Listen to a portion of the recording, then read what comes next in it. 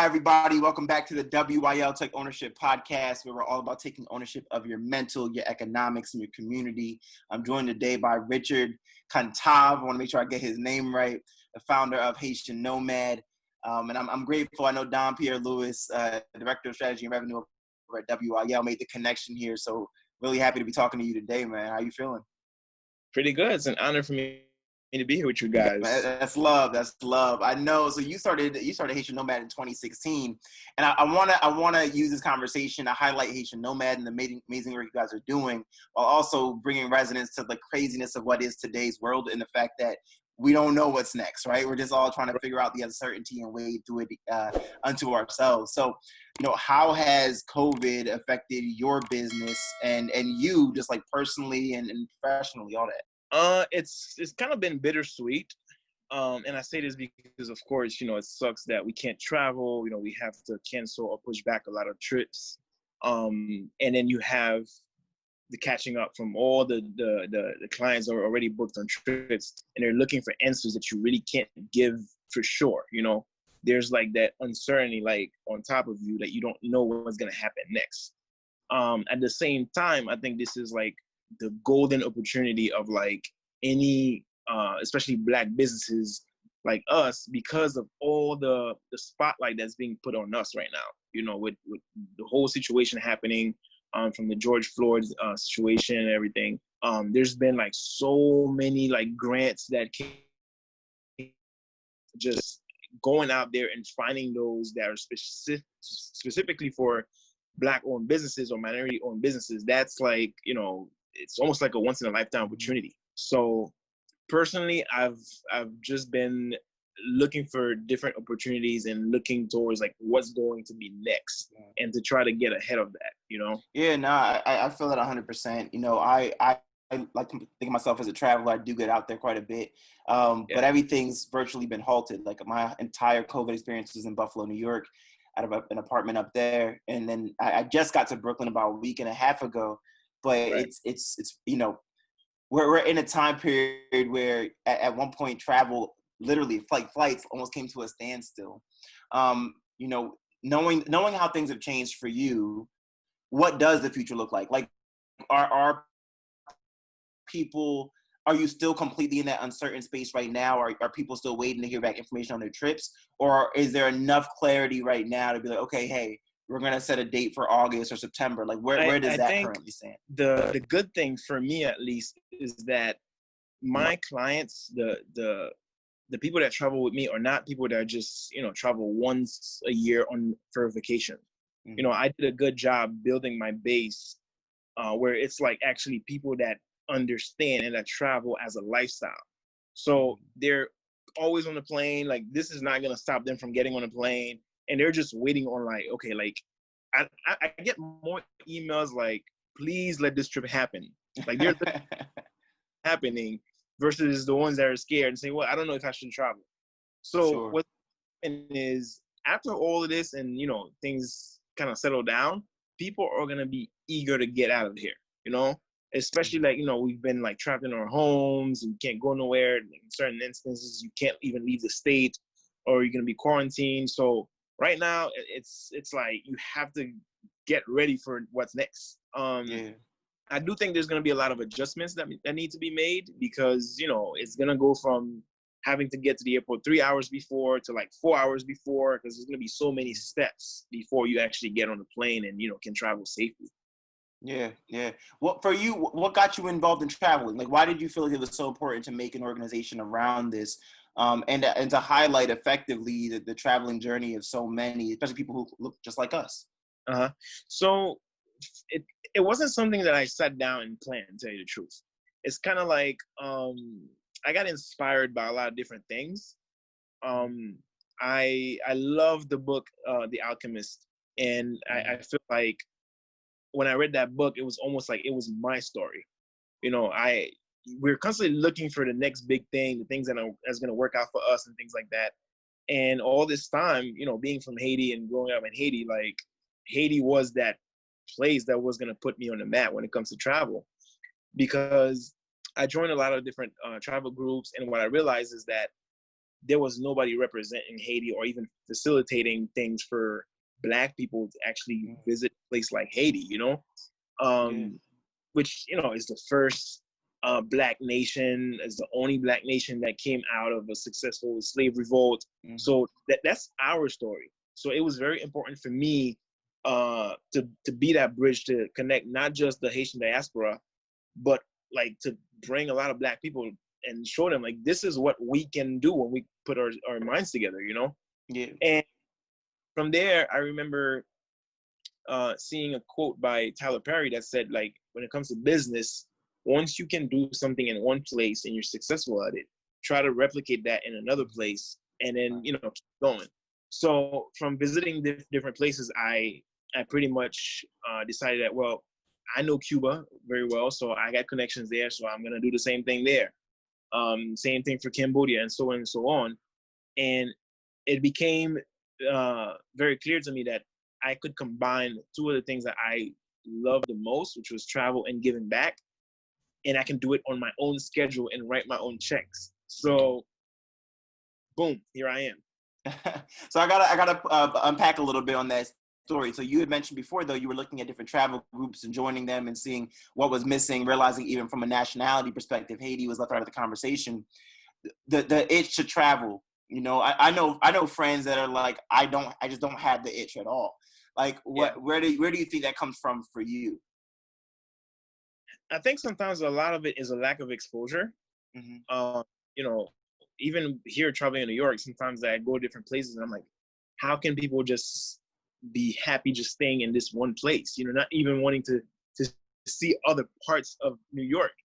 And a lot of times it's just that they're not exposed to it and they don't know what it can do for them, which is very, very important because I know what travel has done for me. You know, the way that it expands your mind, it makes you understand different cultures better, different religions better. I think that's pretty much the most important piece. Got you. And then from a Haitian perspective, right? Like there is so much history in Haiti. I always say like Haitian people are warriors at heart. Like that's literally the essence of how the nation then got its freedom, and it was the most successful slave rebellion in the Western Hemisphere. Right. So when you think about that, what are some of the key things that people at home should know about Haiti that maybe they don't? And that could be location wise, that could be in terms of excitement and joy when you get there. That could be about the people, like however you want to take that question. It's up to you. I think the most important thing is, you know, you hear talks about the Haitian Revolution a lot, and Haiti being the only nation that came out of a slave revolt. But I think the key thing that they don't speak about enough is how they did it. You know, Haiti did not become independent for Haitians. You know, the guys that fought in the war against France, Spain, all that, they were not all Haitians. They were not all from the same place. Some of them were from Grenada. Some of them were from different parts of the Caribbean, Jamaica. And it was the coming together and fighting for the freedom of the Black race that was the most important thing, you know. And I think nowadays is what's lacking the most. We create so many barriers between us, and you know, the others, they look at us as the same, you know. And that's what we should be doing. We should be coming together more as, you know, Blacks and just fighting for what's right and our freedom altogether. Yeah, no, I don't disagree at all, man. I mean, but from your perspective, that being the case, you know, what is it about the Haitian culture, about the Haitian country, like the physical, right, that many people don't know, right, that they should know about Haiti? Like, what would you want to tell people? Oh, definitely, like, you when it comes to Haiti, you have to erase whatever you heard, whatever you think. Like, whatever you think, it's not what it is. If you Google Haiti, unfortunately, the first things that are going to come up is the earthquake, the poverty, and, you know, political unrest and things like that. And the thing is, those things, such as the political unrest, comes from the revolution. Like, we've always been that kind of nation where, like, we stand up for what's not right.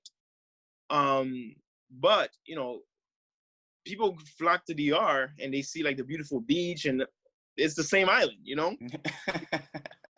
we have the same like kind of culture when it comes to food, historic sites and things like that. So you definitely have to keep an open mind when it comes to Haiti. And like going out there, like, listen, if somebody thinks, or if somebody ever said that black people are lazy, listen, bring them to Haiti or bring them to, I've been to Africa. You see how hard we work, you know? Right. So to me, that's what they should see when it comes to Haiti. Yeah, 100%, man. You know, so now where we kind of sit is there's been this over the last, I'd say 5 years, this movement towards black people traveling more than ever before. And I tend to give a lot of credit to Instagram in actually a very vain and frustrating way, actually. I think it's good that people can highlight that they're traveling. I think, unfortunately, nowadays, people will go all the way to Haiti and take pictures on the beach and just highlight that. And there's so much of the culture that's missed out in these moments. You know, how do you think Instagram has impacted the travel world? And I'm sure that's been good for business, but are there any drawbacks to social media and the travel space? I think you hit it right on the nail. So many times, like, you know, we see a place on Instagram and we're like, oh my God, like, it's beautiful. And we go to that place and we just want to take that picture for the gram, you know, versus like getting to know the culture, like taking time to talk to the people and actually understanding more what they're about, what their struggles are, how we can like put our minds together and help them out. Because what I like a lot about having Haitian Nomad as a brand is like the impact that we are leaving on those places when we visit. So it's not just, you know, we're going there, taking a picture, seeing how beautiful it is, and then, you know, we leave. Because when we do that, we take a lot with us. But what are we leaving behind is one of the big questions, you know?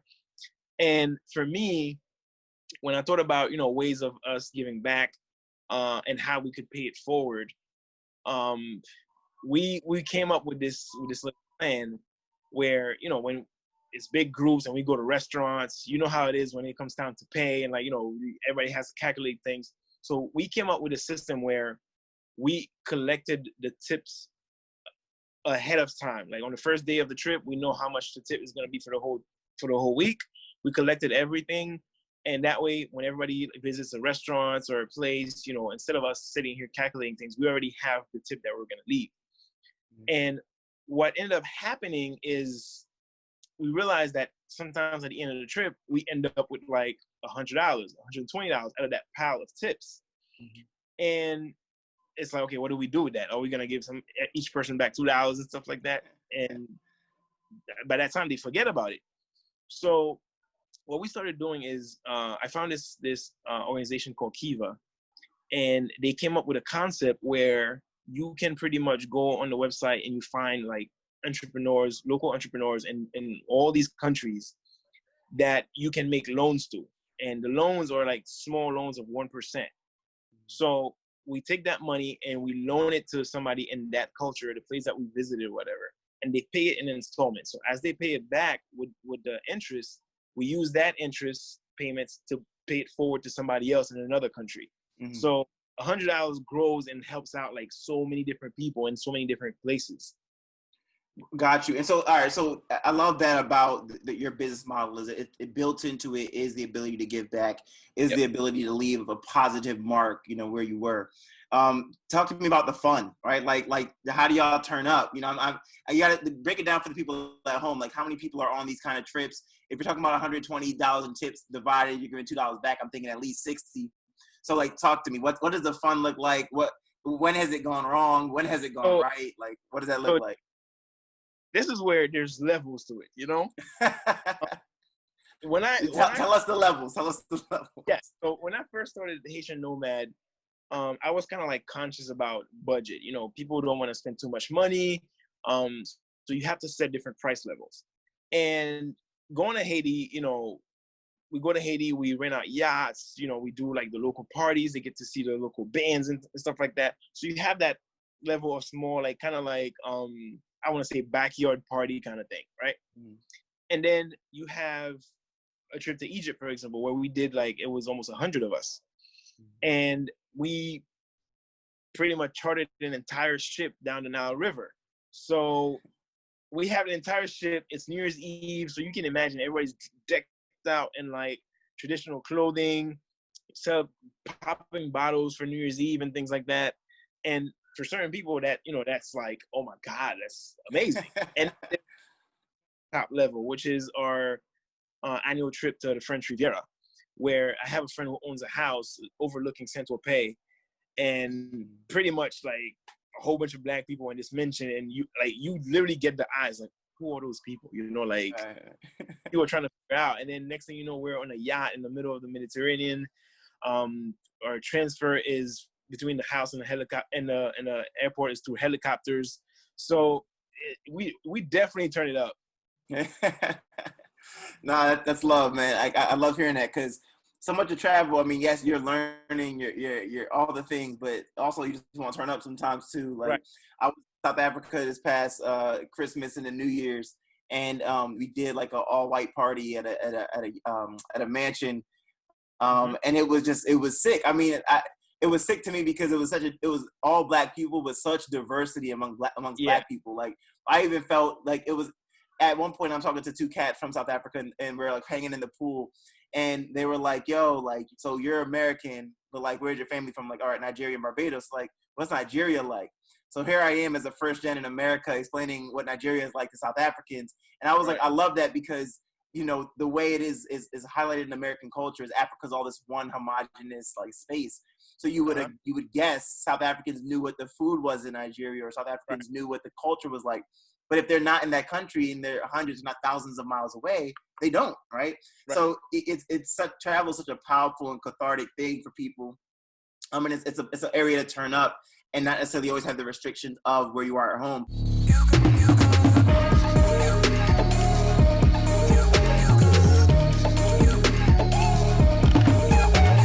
How do you ensure when people do go to new nations, right, that there is this energy around having maximum fun, but also still being respectful and mindful of the people you're around, right? Like, even when you think about real estate in communities, and I went to Temple, and Temple wanted to build a stadium right in the heart of North Philly, which is like crazy to think about.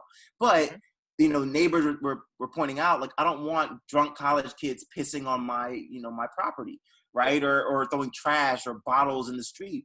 How do you speak to the traveling nomads with you? Like, hey, we're gonna have fun, we're gonna turn up, but we're also gonna respect the space we're in. I think for the majority, I think people want to be respectful, and sometimes, like, it's not knowing certain things. So this is why, for me, it's very important that any place where I'm hosting a trip, I either go there first and kind of like, get a sense of how things are, things that they really should know. And it's different from just hearing it from somebody else, Right. Once I go there, I can tell like where are we going to be, what we're going to be doing. And that way I can handle the flood of questions that I'm going to get. And also I can better pitch the trip to know who it's for and who it's not for, For example, I'm doing a trip to the Maldives in February. And I know from being there, that's not a trip for somebody that just wants to turn up, Like, it's right. Station kind of thing. If you want to go with a significant other, you can. But if you just want to like gift yourself that trip where you just relax and lay on the beach and things, that's for you. So I think it's about knowing first. And what I do is, like, before every trip, I have a document that I put together on everything you need to know, whether it's culture, money, the environment, just how things work, so that they know if it's for me, it's for me. If it's not for me, it's not for me, Right. Ever have a situation like there could be political unrest, there could be all kinds of things. Ever have a situation go sour, and then how did you turn that around for the people that were there? So on our first to Egypt, actually, I had it was our first day there, and we were staying at a hotel across from the pyramids, and I just started getting like notifications on my phone that there was a bombing, like literally close to where we were. And the first thing is, with a group of 100 people, the last thing you want to do is like send a message in the group and people start panicking. Right. So that's a hell of a message to get. Right. It's like, okay, very first thing to do is to connect with the guys, the people on the ground, to know what the situation is and how we're gonna manage everything else. So it's being informed first, and pretty much having a plan in case something was to happen, because all of the message that were coming in from out, like people in the States, whereas we were there and nobody knew anything about it. Right. So the good thing is we had personal bodyguards, we had an escort, a police escort, we had military escort. So it's more about reassuring people that we do have plans in place in case something was to happen, or whether it's dealing directly with the tourism board, the U.S. embassy, or having a way out in case something was to happen. Right. Now, yeah, which is also why on that same document that I told you that we send them ahead of the trip, it lists all the emergency numbers, the police numbers, the U.S. embassy number in case there was something like that could happen.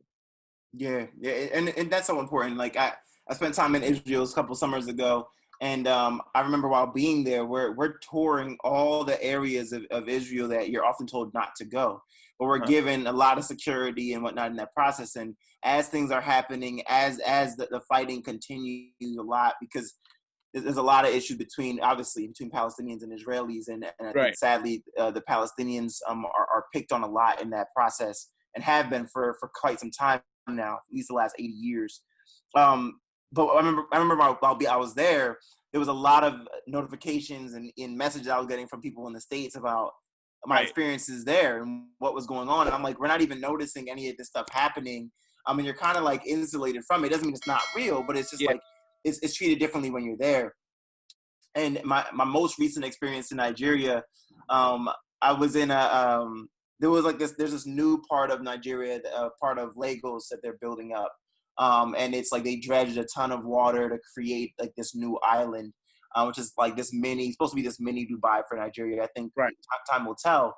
But I remember the driver we were with giving us a tour of the area, and he said to the guard guarding this island, like, hey, we're part of some like embassy group or something like that. And so they let us in. Of course, they government. So they call in like, yo, we don't know these cats. Right. So on our way out, and mind you, they have security all over the island. They have cameras everywhere. So we started getting like these weird nudges to like exit. And as we're leaving, they're not letting us leave. And we're like, yo, like we have like days left of this trip. We have to leave. We threatened the American embassy, and they were like, "We don't care. That's not my problem." Like it took like an hour. I started blacking while still trying to be cool and remember I'm not in my country. In terms of like being in the U.S. and all the cultural parts of that. But eventually they let us rock. But those moments can turn tense very, very quickly. When initially it's a joke to get past security to give a tour or something. Been at. So yeah, man. But see, all of these things is why it's good to have good contacts in those places. Like somebody knows like how things work, and like if I go to Haiti and I get stopped by the cops, like I know what to say, I know what to do. Whereas like somebody else who's not used to that kind of stuff, like if you've only lived here in the U.S., you feel like the police should have a reason to stop you. Whereas like places like that, they can stop you for any reason, Right. And to that point, the reason why we got out, I forgot, was one of the guys that was, the drivers, I'm sorry, was actually also an undercover cop. So he called the precinct right down the street, and they talked to the guys and let us out. Like, so you're right. I mean, and none of us knew he was undercover like that. So it's just wild in other countries sometimes. You just have to know somebody that knows somebody. Yeah. So, what I want to do is take a snapshot of kind of where we are, how are you speaking to people right now in terms of how to best prepare for trips that are happening currently? Like, I know you mentioned you're preparing a trip for the Maldives in February. Are there any trips planned for the rest of this calendar year? And what are some precautionary things you're telling people to do to be prepared for those trips? So the very first COVID wise, I'm sorry. The very first thing is, we require that people carry travel insurance. So that has always been the case, because you never know what could happen. And a lot of times, like, it's almost stupid that somebody is paying $2,000-$3,000 for a trip and they won't pay $40-$50 for the insurance, and then boom, something like this happens and then you're just like stuck. So we're definitely encouraging people to make sure that they either have travel insurance or that they have a good credit card that carries travel insurance that can, help them in a situation where if something was to happen. Health wise, I think one of the first things that I've done is I got tested, and I also got tested for the antibodies just to know where I stand. Right. When it's gonna come to travel, even before things got this bad, I was that person on the plane that had the seat cover that was like, as right. you don't have to worry about wearing a mask, and I was wearing my mask. So I definitely would encourage them to wear the mask. Definitely, take a lot of precautions when it comes to washing your hands, carrying hand sanitizers, and just know where you're going. Like, know what's in place. Know whatever new restriction that they may have. I'm sorry. Okay. Whatever restriction that they may have, and just what can happen in terms of a lockdown, for example, because at any time they can lock down the place while you're there. So it's all about being ready and knowing what the situation is on the ground. Yeah. Now I think as I'm talking, it's these are coming off as humble brags, and it's not meant to be that way. But I went to Colombia recently, right, for my birthday back in March, and what was supposed to be an 8-day trip turned into a 2-day one because of COVID, and it got very serious. And it was me and two of my homies, and one was as soon as the word came out that Colombia might shut down, he was like, "Yo, I'm out." First thing smoking, went to the airport, tried to leave. He actually couldn't, so he ended up missing a whole day of the trip because he ended up having to rebook for the next day anyways. But my other homie was like, "Look, if I get trapped here till May, I'm gonna rock with it." And I'm just like, yo, I'm somewhere in the middle of both of those, right? I don't want to leave right now, but I don't want to stay till May. And it worked out where we were able to get flights out of there, but it became real fast because while the U.S. wasn't doing too much at the time, countries like Canada were starting to close their borders. Colombia started to close their borders to other South American countries. So we were just worried, were we going to even get out of there on time? And we just had to keep checking local news there to get that insight. But yeah, I mean, the dynamics can change very, very quickly when a pandemic strikes or anything of this sort in terms of things changing in a country. Any moment, because, just even for me, I was in Morocco when things started shutting down, and my flight back was through France. And, I didn't even bother with that. And I jumped to Casablanca, and then from there, took a flight direct to New York. And right after that, I remember seeing so many posts on Facebook about a lot of people that were stuck in Morocco trying to get out. Sometimes you just got to do what you got to do. Yeah. How many countries have you been to now and traveled to? And what trip have you taken? Which trip that you've taken? Which one has spoken the most to you? I think I stopped counting after 60, 65 countries. Dope. But for me, Morocco is, I just have this love for this place, and it's weird because I'm a beach person. For a place that doesn't have beach like that, or at least the beach that we're used to, it's just the people there, the culture, it just speaks to me. I just feel so connected there. Mm-hmm. Yeah, no, that's real. What was, how many times have you been to Morocco, and give us an example of, how you can highlight how the people are just different. I've been to Morocco 3 times now. I feel it's the friendliest people, when you're walking in the Medina, which is maze and stuff like that, you can easily get lost. And yes, you have the kids that will fool around with you, trying to get some money out of you. Right. Yeah. But overall, the people have been so nice. Anything you need, they're just ready to help you. And most of the time, they're not really trying to take advantage of you. But I feel they genuinely care, and they love their country so much. They want to highlight the best of the place. I've even looked into buying a Riyadh there. It's just places where you feel wow, there's so many opportunities here. Even through this whole pandemic, when I thought about business ideas, I was wow, maybe I should go to Morocco and start getting the Moroccan goods, carpets and things like that, and resell them online, or build some kind of business around that. Because it's so awesome. Mm-hmm. Have you ever considered like real estate in any of these other countries? Oh yeah. Like, yeah. That's so. My wife is a realtor, so I combining both of them is like everything. So we've talked about buying places in places like Saint Martin, which I love, Morocco, of course Haiti, and many different islands, even Cuba, if it wasn't so difficult between them and the U.S. government. Yeah, yeah. Now, because I've thought about that a lot. Like, in the future, I want to own multiple homes, right? But then the idea of that too, to me, is I want other spaces where when I'm not there, other family members and friends can live. So I think a lot about how real estate can be very powerful in that regard. So when you think about real estate in other countries, how do you look at maintaining that space when you're not there, right? Like I remember traveling to Hawaii, and there's so many celebrities that own homes in Hawaii that they rarely go there, but they have full-time staffing, like maids, and they have full-time, or they have a group come in and do all their landscaping and whatnot and keep the space. It seems like it's very expensive, especially if you're not going to utilize the space. How do you think about that from a utilization standpoint, and too, like, how do you keep the investment secure? Well, I think it depends on the place. If it's a place where you have somebody that you can trust,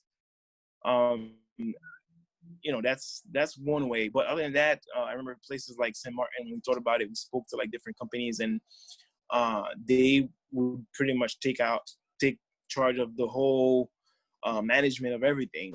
So you can do like a management company, or if you just have to make those connections there.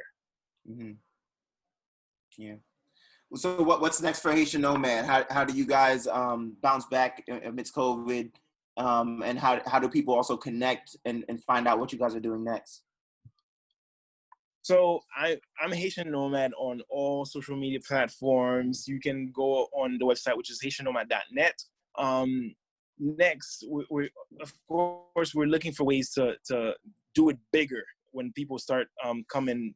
When things start opening back up, and we're definitely gonna have great trips.